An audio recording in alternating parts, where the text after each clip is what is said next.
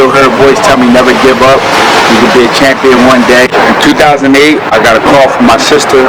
My mom was found behind an abandoned house, strangled to death. That's what the police told me. I was a junior in college at the time at Southern Connecticut State. And her death brought me back to the ring.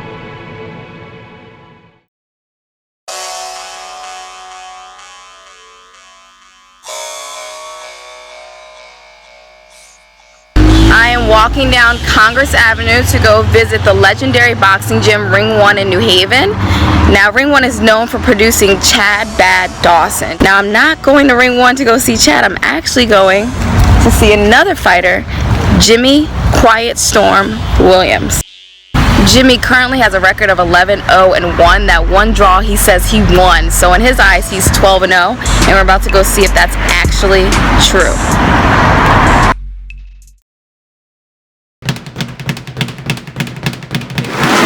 First amateur fight ever, I stopped the guy 34 seconds in the first round in Junior Olympics, and my father was like, hey, this is it, you can do this, you know. And now that's all she wrote. And now here I go, I'm 11-0, fought 2 times on TV. I'm getting ready to fight on an undercard of Showtime. So it's like she up there controlling everything, make sure everything get done. Jimmy's the real deal, and it's not just coming from my opinion. I mean, it's coming from other people in the gym. We could start with the head coach, Brian Clark. Brian said, Jimmy, I want you to do pad work with Chad Dawson. Now, Chad Dawson is one of the greatest light heavyweights in the game right now. So for Brian to tell Jimmy to train with Chad Dawson, that just shows how much faith or potential Jimmy has on the pro level. Now, secondly, you know, people always say fighters are like sponges. They absorb. But at a certain point, you have to squeeze out that sponge to see what's left. And a lot of times that water or that knowledge is not exactly there. He was more observing Chad and taking a little bit what Brian was saying and, you know, learning outside the gym and kind of formulating his own method as a boxer. Did you get that move? Yes, I did. We got a lot of greats that came out from this area, and I'm just trying to put my name where's it at too. In New Haven.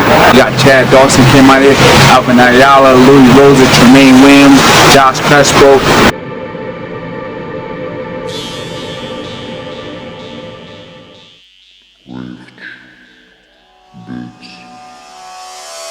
You know, I tried to make a point of going around the gym and talking to other fighters and Brian Clark and a few people who are in the neighborhood and kind of say, you know, is Jimmy the real deal?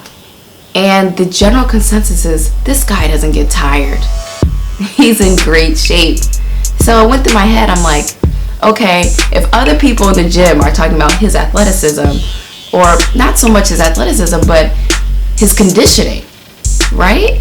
So I wanted to know, you know, what is he doing outside of just boxing?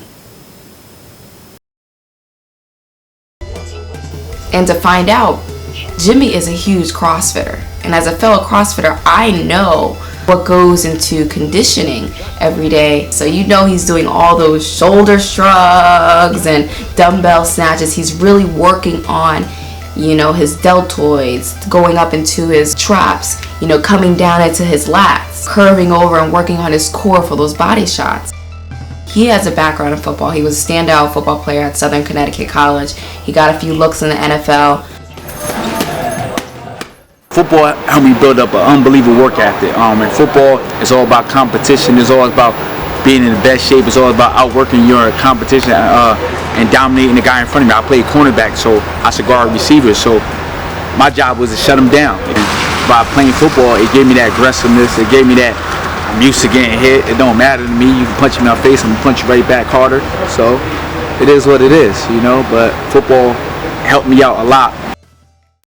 You guys are working on his footwork, right? Like that's a main target you're working on, right? The footwork and the whole smoothness, smoothing things out, becoming much less mechanical than he has been before. And we're making some progress. There's a lot of factors going into it. He's starting to listen. I think the stuff that he's doing with the CrossFit thing has him in great shape. The guy's in terrific shape.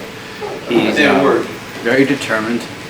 So we're trying to change up the places, change the distance of the shot, trying to change what comes after it, what comes before it, and in a lot of ways I'm seeing some good progress.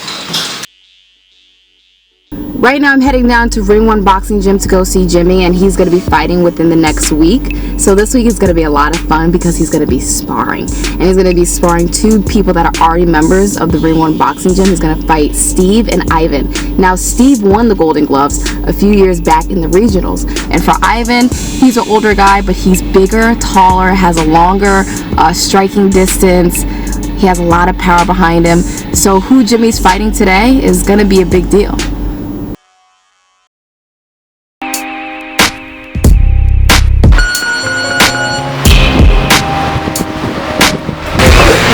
Boy, Jimmy, nice transition, nice right hand Steve.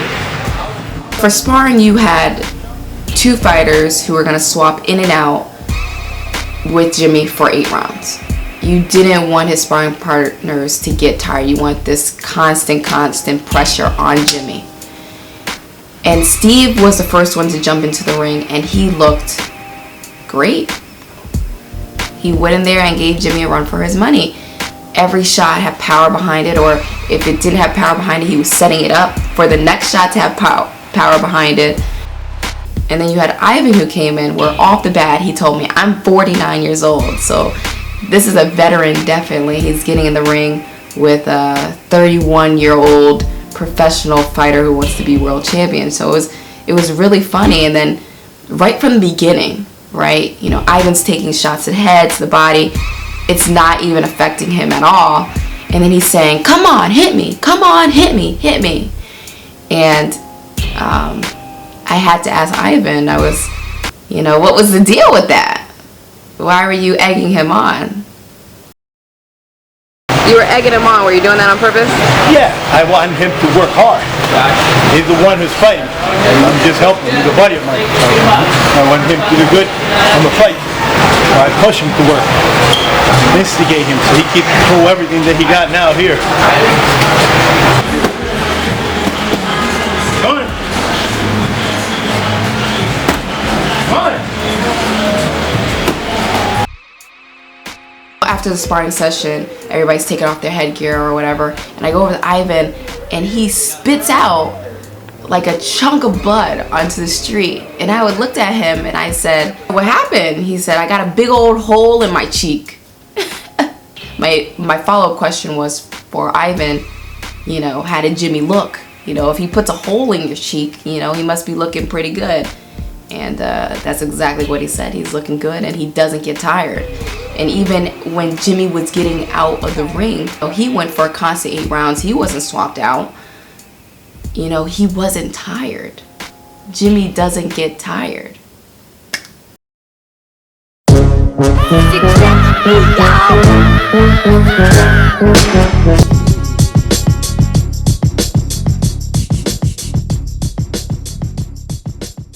So we're finally here at Foxwoods where Jimmy is about to get in the ring and fight. It's going to be a 6-rounder, and as you can see, he's 2 fights away.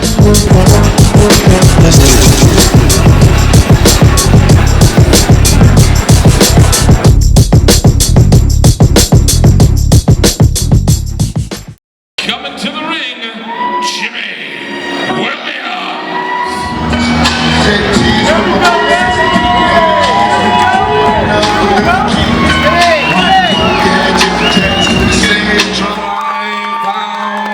Wearing the red trunks with the white trim.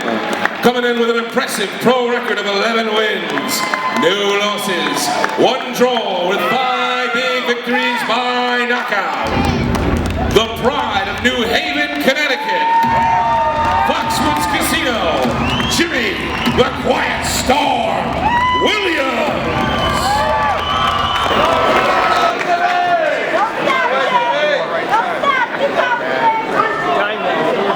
Judge John McKay and Peter Harris scored the fight 58-56. Judge Bill Moran scores the fight 60-54 for your winner by unanimous decision, Jimmy the Quiet Storm Williams.